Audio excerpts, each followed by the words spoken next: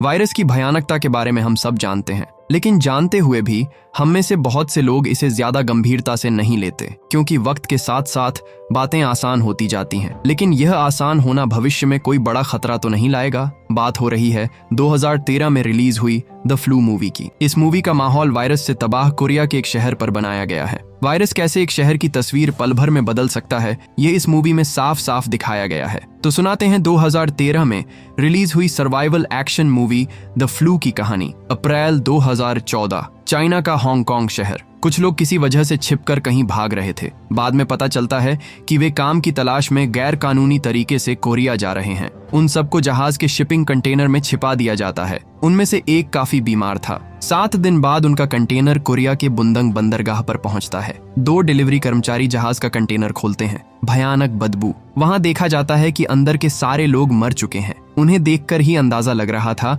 कि यह किसी बीमारी का संक्रमण होगा, लेकिन फिर भी वहां एक लड़का किसी तरह जिंदा बचा हुआ था। वे वहां का वीडियो बना लेते हैं। इसके बाद उस लड़के को साथ लेकर वे निकल जाते हैं। कुछ ही देर में एक डिलीवरी कर्मचारी को थोड़ी तबीयत खराब महसूस होने लगती है। दूसरे कर्मचारी को कुछ सामान खरीदना था। वह बाहर जाता है तो इस मौके पर वह संक्रमित लड़का गाड़ी से उतरकर भाग जाता है। उसे बहुत ढूंढा लेकिन मिल नहीं रहा था। दूसरी तरफ बीमार डिलीवरी कर्मचारी पूरी तरह संक्रमित हो चुका है। वह दवाई के लिए दुकान पर आता है। उसकी छींक खांसी से आसपास के लोगों में वायरस फैलने लगता है। इस शहर में एक रिसर्चर थी, डॉक्टर किम। वह एक सड़क हादसे में एक टनल के अंदर फंस गई थी। उन्हें बचाने फायर फाइटर यानी दमकल दल आया था। उनमें से एक का नाम था जीगू। बड़ी बहादुरी से डॉक्टर किम को बचाता है और इस बचाव अभियान के दौरान वह किम को काफी पसंद कर बैठता है, लेकिन किम उसकी परवाह नहीं करती। थोड़ा रूखा बर्ताव करके वहां से चली जाती है। अगले दिन किम फिर उसे कॉल करके हादसे की जगह पर बुलाती है। वजह ये थी कि उसे तो बचा लिया गया, लेकिन उसका बैग नीचे ही रह गया था। उसके जरूरी कागजात उसमें थे। इसलिए किम जीगू से गुजारिश करती है कि टनल से बैग भी निकाल दो। जीगू पहले तो राजी नहीं हो रहा था, लेकिन बाद में बैग निकाल लाता है। बैग में किम का फोन बज रहा था। कॉल किया था किम की इकलौती बेटी मायर ने। चूंकि बैग से किम का पता नहीं मिल रहा था, इसलिए जीगू उसकी बेटी के पास ही बैग पहुंचाने जाता है। किम की एक क्यूट सी बेटी है। वह बड़ी मीठी मीठी बातें करती थी। जीगू हैरान हो जाता है। उसने सोचा था कि किम अविवाहित है, लेकिन मायर से बातें करते करते जीगू को पता चलता है कि किम का कई साल पहले ही डिवोर्स हो चुका है। मायर भी अपनी माँ की तरह चंचल स्वभाव की है। मायर और जीगू की खूब अच्छी बनती है। शहर में वायरस का असर धीरे धीरे बढ़ रहा था। बस में लोगों की भीड़ में, क्लास में बच्चों के जरिए वायरस तेजी से फैल रहा है। और सबसे डरावनी बात यह है कि बच्चे भी इसकी चपेट में आ चुके हैं। घर आकर किम देखती है कि उसकी बेटी मायर बैग लेकर आई है। पता चलता है कि जिगू ने बैग निकाल कर दिया था। किम ने सोचा भी नहीं था कि जिगू फिर से उस खतरनाक टनल में जाकर बैग निकालेगा। इसी तरह किम के दिल में जिगू के लिए अच्छी भावना पैदा होती है। किम बहुत खुश है। वह अपनी बेटी के साथ मस्ती कर रही थी। तभी हॉस्पिटल से कॉल आता है। उसे इमरजेंसी में हॉस्पिटल बुलाया जा रहा था। हॉस्पिटल आकर पता चलता है कि एक पेशेंट भर्ती हुआ है जिसकी हालत बेहद गंभीर है। देखा जाता है कि यह वही संक्रमित डिलीवरी कर्मचारी है। किसी अनजानी वजह से उसे बहुत तेज बुखार है। उसके पूरे शरीर पर रैश फैल गए हैं। किम सोच रही थी कि यह इन्फ्लुएंजा होगा, लेकिन कर्मचारी का फोन पास पड़ा था। फोन में उस दिन का वीडियो दिखता है जिसमें पूरा कंटेनर भर संक्रमित लोगों की लाशें थीं। समझ आता है कि यह कोई साधारण इन्फ्लुएंजा नहीं है। किम बाहर आकर दूसरे कर्मचारी से बात करती है। पूछती है कि यह वीडियो कहाँ रिकॉर्ड किया गया और कंटेनर के लोग कौन थे। वे वहां उस हालत में मरे क्यों पड़े थे। ये वायरस की वजह से हो सकता है, इसलिए उस कंटेनर की जांच जरूरी है। वायरस की बात सुनकर कर्मचारी घबरा जाता है। वह अपने साथी कर्मचारी के पास जाता है, क्योंकि वह सिर्फ साथी कर्मचारी नहीं बल्कि उसका अपना भाई भी था। उसे रोका जाता है, फिर भी वह अपने भाई के पास आता है। उसका भाई पहले ही मर चुका है। उसे गले लगाकर वह रोने लगता है। उसे हटाने की कोशिश की जाती है और इस धक्का मुक्की में वहां वायरस फैल रहा था। दूसरी तरफ मायर रोज की तरह अपनी प्यारी बिल्ली को खाना देने बाहर आती है। तभी उसकी मुलाकात उस कंटेनर से बचे लड़के से होती है। उसका नाम था मोनसाई। मोनसाई मायर को दूर रहने को कह रहा था, लेकिन मायर बार बार उसके पास आकर मीठी मीठी बातें कर रही थी। वह खाना देती है तो भूखा मोनसाई खा लेता है। मोनसाई को बहुत बीमार देखकर मायर अपने जीगू अंकल को कॉल करने जाती है। जीगू आकर देखता है कि वहां मोनसाई नहीं है, चला गया है। इधर रिसर्चर टीम पिछले सालों के वायरस केसेस स्टडी कर रही थी। वे देखने की कोशिश कर रहे थे कि इस वायरस के लक्षण उनके किसी केस से मिलते हैं या नहीं। पता चलता है कि इस वायरस का नाम H5N1 है, जो एवियन इन्फ्लुएंजा बीमारी पैदा करता है, जो 36 घंटे के अंदर एक इंसान की मौत ला सकता है। मरीजों की तादाद बढ़ने लगी थी। समझ आता है कि शहर में वायरस ने अपना कहर शुरू कर दिया है। रिसर्चर टीम स्पेशल फोर्स के साथ उस कंटेनर के पास आती है। कंटेनर खोलते ही वहां से चूहे और तरह तरह के कीड़े मकोड़े निकलने लगते हैं। लाशों से भरे उस कंटेनर को आग लगाकर जला दिया जाता है। आसपास सैनिटाइज किया जाता है, लेकिन वायरस तो पहले ही पूरे शहर में फैल चुका है। इसलिए प्रशासन एक खास रिसर्च टीम बनाता है। रिसर्चर सुझाव देते हैं कि पूरे बुंदंग शहर को बंद कर दिया जाए ताकि यह वायरस शहर से निकलकर पूरे देश में न फैल सके। प्रशासन इतनी जल्दी शहर बंद करने को राजी नहीं था। इस पर उनमें बहस चलती रहती है। तभी किम आकर बताती है कि उस कंटेनर में एक लड़का जिंदा बचा था। वीडियो में साफ दिखता है कि सिर्फ वह लड़का मॉन्साई जिंदा है। रिसर्चर्स कहते हैं कि मॉन्साई को ढूंढना होगा। उसके जरिए इस वायरस को रोकने का तरीका या वैक्सीन बनाई जा सकती है। रिसर्चर्स के कई सुझावों पर प्रशासन से बहस लगी रहती है। प्रशासन मामले को गंभीरता से नहीं ले रहा था। तभी देखा जाता है कि पूरे शहर के हालात बिगड़ रहे हैं। बड़ी तादाद में बीमार लोगों से हॉस्पिटल्स भर रहे हैं। पूरे देश के लोग डरे हुए हैं। बुंदंग शहर का मेयर राष्ट्रपति से बातचीत करता है। चूंकि वायरस का कोई इलाज नहीं है, इसीलिए इसे जितना हो सके रोक कर रखना ही अभी इकलौता मकसद है। फैसला होता है कि पूरे बुंदंग शहर को बंद कर दिया जाए ताकि वायरस बाहर के शहरों में न जा सके, और जो लोग स्वस्थ हैं उन्हें बुंदंग से दूसरे शहर में ले जाकर सेफ रखा जाएगा। ऊपर के लोग जल्दी से शहर से निकलने के लिए हवाई रास्ते से जाने की प्लानिंग करते हैं। किम भी इससे बाहर नहीं, लेकिन उसकी बेटी तो घर पर है, इसलिए किम अपनी बेटी को लाने घर जाती है। मीरे अपने जिगू अंकल के साथ थी। वे शॉपिंग मॉल में थे। वहाँ का माहौल भी गंभीर हो रहा है। किम अपनी बेटी को कॉल करती है तो जिगू फोन उठाता है, बताता है कि वे कहाँ हैं और यहाँ के हालात कैसे हैं। किम जल्दी से उस शॉपिंग मॉल पहुँचने की कोशिश करती है। सरकार के लॉकडाउन का ऐलान करने से शॉपिंग मॉल्स में लोगों की भीड़ उमड़ पड़ती है। पूरा हल्ला मचा हुआ है। मौका परस्त लोगों ने लूटपाट भी शुरू कर दी है। हालात सामान्य करने के लिए वहाँ पुलिस भी आ जाती है। शॉपिंग मॉल में कुछ संक्रमित लोग गिरकर मर रहे थे। इसी भीड़ में मायर खो गई थी। बहुत ढूंढने पर बाद में मिलती है। वे वहाँ से निकलने की कोशिश कर रहे थे। वहाँ सेना तैनात कर दी जाती है और वे पूरे शॉपिंग मॉल को लॉक कर देते हैं, लेकिन किसी तरह किम लोग बाहर निकल आते हैं। किम जिगू को साथ ले जाना चाहती है। जिगू उनके साथ सेफ शहर जा सकता है, लेकिन जिगू राजी नहीं होता। कहता है, मैं एक फायर फाइटर हूँ, मेरा फर्ज है लोगों की सुरक्षा, इसलिए इन लोगों को छोड़कर नहीं जा सकता। वह किम को अपनी गाड़ी की चाबी देता है और कहता है, जल्दी शहर से निकल जाओ। जिगू अपने साथियों के साथ वहां आता है।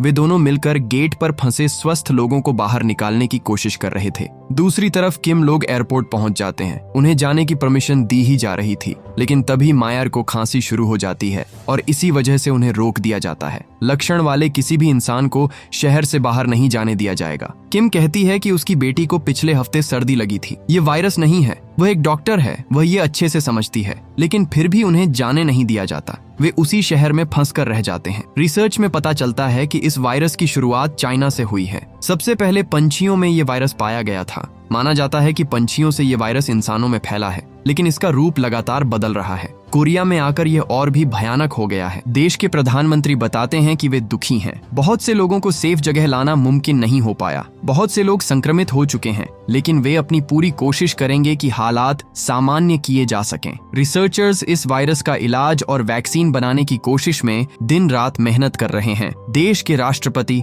प्रधानमंत्री समेत बड़े लोग बैठक करते हैं। उनका मुख्य मकसद है कि इस शहर से वायरस किसी भी तरह बाहर न निकले। जो होना है यहीं होकर खत्म हो जाए। डॉक्टर्स में से एक सुझाव देता है कि शहर के सब लोगों को कैंप में रखकर संभाला जा सकता है। कैंप में सबकी पहले शुरुआती जांच होगी। लक्षण मिलने पर उन्हें पीसीआर टेस्ट से गुजरना होगा। 48 घंटे में रिजल्ट नेगेटिव आया तो उन्हें छोड़ दिया जाएगा। वे अपने अपने घरों में सेफ रह सकेंगे, और जो संक्रमित हैं उन्हें अलग करके किसी जगह बंद रखना जरूरी है। बाद में इलाज बनने पर उनका इलाज किया जा सकता है। इसी तरह शहर के लगभग सब बीमार लोगों को अलग किया जा सकता है, और तब कोई बीमार शख्स शहर से बाहर नहीं जा पाएगा। तब एक और डॉक्टर कहता है कि यह बहुत खतरनाक है, क्योंकि इसमें कैंप में स्वस्थ और संक्रमित लोग एक साथ होंगे और इससे वायरस स्वस्थ लोगों में भी फैल सकता है। यह किसी भी तरह अच्छा आइडिया नहीं है, लेकिन उसकी बात नहीं मानी जाती। कहा जाता है कि कैंप में सब सावधानी से रहेंगे। असल में सरकार की बात यह है कि अगर कुछ स्वस्थ लोग भी बीमार हो जाएं तो कोई चारा नहीं, वक्त कम है, सब कुछ इसी शहर में सीमित रहना चाहिए। एक भी संक्रमित इंसान शहर से निकलकर कहीं और नहीं जाना चाहिए, नहीं तो पूरे देश में वायरस फैल जाएगा। पूरा शहर अब सख्त लॉकडाउन में है। सड़कों पर सेना तैनात कर दी गई है। हर किसी को उसके घर से निकालकर जांच कैंप में लाया जा रहा है। किम को भी इस कैंप में लाया गया है। कपड़े बदलते वक्त किम देखती है कि मायर के शरीर पर रैश आने शुरू हो गए हैं, मतलब संक्रमित। लेकिन किम यह बात किसी को नहीं बताती क्योंकि वह जानती थी कि बाद में उसकी बेटी के साथ क्या किया जाएगा। उसी वक्त वहां एक आदमी का सुरक्षा बलों से झगड़ा हो जाता है और इसी मौके का फायदा उठाकर किम अपनी बेटी को बिना चेकअप के अंदर भेज देती है। अंदर एक कैंप इलाके जैसा बनाया गया है। खाने पीने और जरूरी सामान की सुविधा बहुत कम है, उसमें भी ठूस मठूस माहौल। बहुत से लोग यह सब बर्दाश्त नहीं कर पा रहे थे, वे डरे हुए थे, लेकिन सेना के दबाव में सब मानने पर मजबूर थे। बीच में जिगू अपने साथी से सुनता है कि कैंप के संक्रमित लोगों को असल में सिर्फ अलग करके रखा नहीं जाएगा, उन्हें किसी जगह ले जाकर जला दिया जाएगा। यही असली प्लान है। जिगू यह बर्दाश्त नहीं कर पाता। मायर के शरीर में संक्रमण बढ़ रहा है। कैंप की शुरुआत से ही किम अपनी बेटी को जिगू के पास नहीं जाने दे रही थी। पहले तो जिगू समझ नहीं पाया कि किम ऐसा क्यों कर रही है। बाद में धीरे धीरे उसे समझ आता है कि मायर संक्रमित है। जिगू किम से कहता है कि मायर को अभी इलाज की जरूरत है और उसे यहाँ रखना भी ठीक नहीं, इससे तुम समेत बाकी सब खतरे में रहोगे। किम कहती है कि वह अपनी बेटी को सबसे अलग रखेगी। अपनी बेटी को इलाज के नाम पर प्रशासन के हवाले नहीं किया जा सकता क्योंकि इस वायरस का कोई इलाज अभी तक बना नहीं है। वे मायर को जरूर खत्म कर देंगे। वह एक माँ होकर कभी अपनी बेटी को मौत के मुंह में नहीं धकेल सकती। किम खुद को दोषी मान रही थी, उसकी वजह से ही मायर की यह हालत हुई। उसने अपनी बेटी की ठीक से देखभाल नहीं की। जिगू समझ जाता है। वह सोचता है कि प्रशासन सच में छिपकर कुछ खास प्लान बना रहा है। पूरा शहर जैसे थम गया था। एक डरावनी खामोशी। संक्रमित अलग करने वाले इलाके में मोन्साई मिल जाता है। वह अब तक जिंदा है। उसके शरीर का तापमान सामान्य है। उसे सेना अलग एक लैब कैंप में ले आती है। चूंकि वह संक्रमित होकर ठीक हो रहा है, इसलिए उसके शरीर से ही इलाज बनाया जा सकता है। और किम चूंकि एक अच्छी रिसर्चर है, इसलिए उसे ढूंढकर इलाज बनाने में लगाया जाता है। इधर 48 घंटे बीत चुके हैं। राष्ट्रपति हुक्म देता है कि स्वस्थ लोगों को कैंप से छोड़ दिया जाए, लेकिन कुछ डॉक्टर्स राष्ट्रपति को ऐसा करने से मना करते हैं। उनके मुताबिक वायरस बहुत तेजी से फैल रहा है, इसलिए टेस्ट के बाद भी बहुत से स्वस्थ लोग संक्रमित हो सकते हैं। उन्हें इसका पता लगाने का कोई तरीका नहीं, इसलिए कैंप से किसी को भी बाहर निकालना ठीक नहीं होगा। राष्ट्रपति यह मानना नहीं चाहता, लेकिन तब संयुक्त राष्ट्र समेत कई देश कोरिया से ऐसा ही करने को कहते हैं, नहीं तो यह वायरस पूरी दुनिया में फैल जाएगा। इसलिए राष्ट्रपति को मजबूरन सबको कैंप में ही रखना पड़ता है, लेकिन लोग चुप बैठने वाले नहीं। 48 घंटे बीतने के बाद भी स्वस्थ लोगों को क्यों नहीं छोड़ा जा रहा, इसी बात पर कैंप में दंगा भड़क उठता है। हालात बिगड़ गए थे। दूसरी तरफ किम समझदारी से लैब खाली कराती है, अपनी बेटी को वहां ले आती है। मोन्साई के खून से बना इलाज का रिजल्ट पॉजिटिव आया था, इसलिए किम अपनी बेटी के शरीर में वह इलाज इंजेक्ट कर देती है। उसी वक्त वहां सेना आ जाती है, देखती है कि मायर वायरस संक्रमित है, इसलिए उसे ले जाया जाएगा। किम रोकती है तो उसे बेहोश कर दिया जाता है। इधर जिगू को कैंप के संक्रमित इलाके में मायर के सिर का बैंड मिलता है। ढूंढते ढूंढते वह अंदर जाता है तो देखता है कि वहां ढेर सारी लाशें पड़ी हैं। उनमें से कुछ अभी जिंदा भी थे, लेकिन वे संक्रमित होने की वजह से उन्हें भी लाशों के साथ सील करके रखा गया है। वे मरीज के मरने तक का इंतजार भी नहीं कर रहे थे। जिगू और आगे बढ़कर देखता है कि एक विशाल स्टेडियम में उन सील्ड लाशों को जलाया जा रहा है। तो यही था प्रशासन का गुप्त प्लान। यहाँ मायर के होने की संभावना थी, इसलिए जिगू पागलों की तरह मायर को ढूंढने लगता है। दूसरी तरफ किम को होश आता है। उसे पता चलता है कि मायर को संक्रमित इलाके में भेज दिया गया है। वह जल्दी से वहां जाती है। पॉनमाई, चारों तरफ सन्नाटा, लाशों का अंबार। माँ की गोद में ही बच्चे की बेजान लाश पड़ी है। ये सब देखकर किम टूट जाती है। वह भी सोचती है कि शायद उसने भी अपनी बेटी को हमेशा के लिए खो दिया। जिगू लाशों के बीच मायर को खोज रहा था। आखिरकार वह लाशों की भीड़ में मायर को ढूंढ लेता है। मायर कुछ ठीक हो रही है। वह उसे कंधे पर उठाकर वहां से ले जाने लगता है। सेना की नजर पड़ती है, वे उसका पीछा करते हैं। सुरक्षा बलों में से भी कुछ संक्रमित हो गए थे। एक सैनिक देखता है कि उसकी अपनी माँ को संक्रमित इलाके में ले जाया जा रहा है। इतने सालों की ड्यूटी के बाद उसे अपनी माँ दिखी, लेकिन बदकिस्मती कि उसकी माँ बीमार है। वह बहुत कोशिश करता है अपनी माँ को बचाने की, लेकिन कुछ नहीं कर पाता। माँ के सामने ही उसे मारकर दबाने की कोशिश की जा रही थी। एक सैनिक दोस्त उसकी मदद करने आता है। पूरे इलाके को सेना ने घेर रखा था। वे संक्रमितों को ले जाकर रहेंगे। माँ अपने बेटे से कहती हैं कि इलाज मिलेगा तो वह ठीक हो जाएगी। तो वह ऐसा क्यों कर रहा है? सैनिक अपनी माँ को झूठ की आड़ में मौत के मुंह में नहीं धकेल सकता, इसलिए वह सब लोगों के सामने सारी गुप्त बातें उजागर कर देता है। बताता है कि कोई इलाज नहीं है, संक्रमितों को जलाना ही उनका इकलौता प्लान है। उसे रोकने के लिए गोलियां चलाई जाती हैं। सैनिक दोस्त मारा मारा जाता है। खामोश लोग अब भड़क उठते हैं। दंगा शुरू हो जाता है। जिगू मायर को बचाकर ले जाने की पूरी कोशिश कर रहा था, लेकिन उसे पकड़ लिया जाता है और उसी वक्त गुस्साए लोग स्टेडियम में आ जाते हैं। मुर्दों के साथ जिंदा लोगों को जलाया जा रहा है।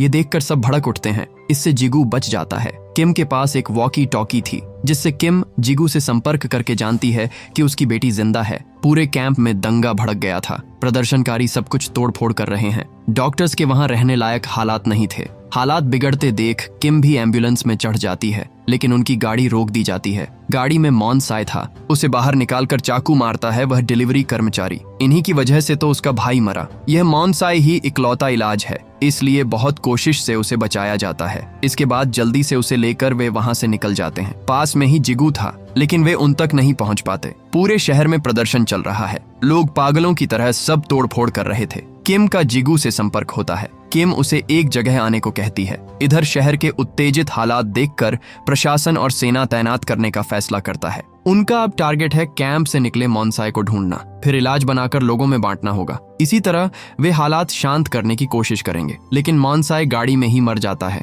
चूंकि इलाज वाला शरीर मर गया है, इसलिए अब संक्रमित लोगों को ठीक करने का कोई रास्ता नहीं बचा। तब किम कहती है कि उसे अपनी बेटी के पास जाना होगा। उसकी बेटी शायद ठीक हो रही है, और अगर ऐसा है तो उसके शरीर से इलाज बनाना मुमकिन है। चूंकि इसकी गारंटी नहीं थी, इसलिए उसे रोका जाता है। तब वह कहती है, इलाज बने या न बने, वह एक माँ है और उसकी बेटी उसका इंतजार कर रही है। उत्तेजित भीड़ सरकार के गुप्त प्लान से बहुत नाराज थी। वे अब अकेले नहीं मरेंगे, सबको इसमें शामिल करेंगे। इसलिए वे शहर से बाहर निकलने के लिए सीमा के करीब आ जाते हैं। सरकार देखती है कि इलाज नहीं है, उन्हें ठीक करना भी मुमकिन नहीं, और वे सीमा पार कर रहे हैं। इसलिए सरकार उन पर गोलियां बरसाने का हुक्म देती है। सेना लगातार गोलियां चलाती रहती है। एक एक करके बेगुनाह लोग वहां वायरस का ठीकरा सिर पर लिए मारे जा रहे थे। जिगू मायर को बचाए रखने की पूरी कोशिश करता है, क्योंकि वही अब पूरे शहर को बचाने की इकलौती उम्मीद है। इस गोलीबारी में वह सैनिक बेटा अपनी मां के सामने ही मारा जाता है। इधर सरकार के गोलीबारी का हुक्म देने पर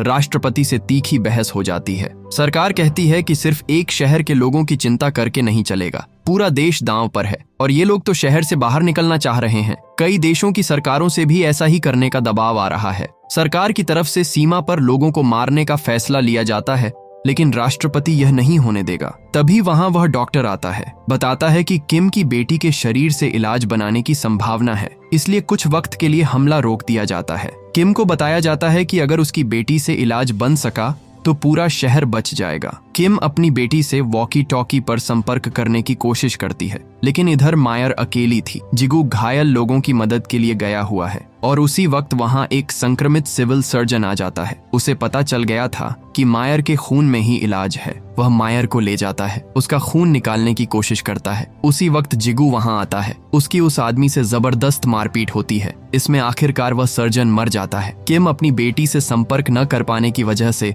अंदर जाना चाहती थी, लेकिन उसे जाने नहीं दिया जाता, और उसकी बेटी का कोई पता न चलने पर मंत्री हुक्म देता है कि सीमा की ऑरेंज लाइन जो भी पार करने की कोशिश करेगा उसे गोली मारकर मार दिया जाएगा। मायर लोगों की भीड़ में छिप गई थी। जिगू उसे ढूंढने की कोशिश करता है। लोग दल बनाकर आगे बढ़ते हैं, या तो वे वायरस से मरेंगे या सेना की गोलियों से। किम को मौका मिलते ही वह उस भीड़ की तरफ दौड़ने लगती है। भीड़ के बिल्कुल आगे थी मायर। किम उसे देख लेती है। मायर भी दौड़कर अपनी मां की तरफ आती है। ऑरेंज लाइन पार नहीं करने दी जाएगी, इसलिए पीछे से उसे रोकने जिगू दौड़ता हुआ आता है। गोलियां बरसती हैं। एक गोली किम के कंधे में लगती है। आम लोग गोलियों की तेजी से डरकर घुटनों के बल बैठ जाते हैं। मायर भी रुक जाती है। जिगू किम को पकड़कर मायर अपनी मां के सामने आती है। दोनों हाथ फैलाकर खड़ी हो जाती है और रोते रोते कहती है, मेरी मां को मत मारो, वह डॉक्टर हैं, वह लोगों को बचाती हैं। मायर की यह मासूम रुलाई और दिल चीर देने वाली पुकार सुनकर पूरी सेना खामोश हो जाती है। सरकारी पक्ष समेत सब लोगों का दिल पिघल जाता है। पूरे शहर के लोग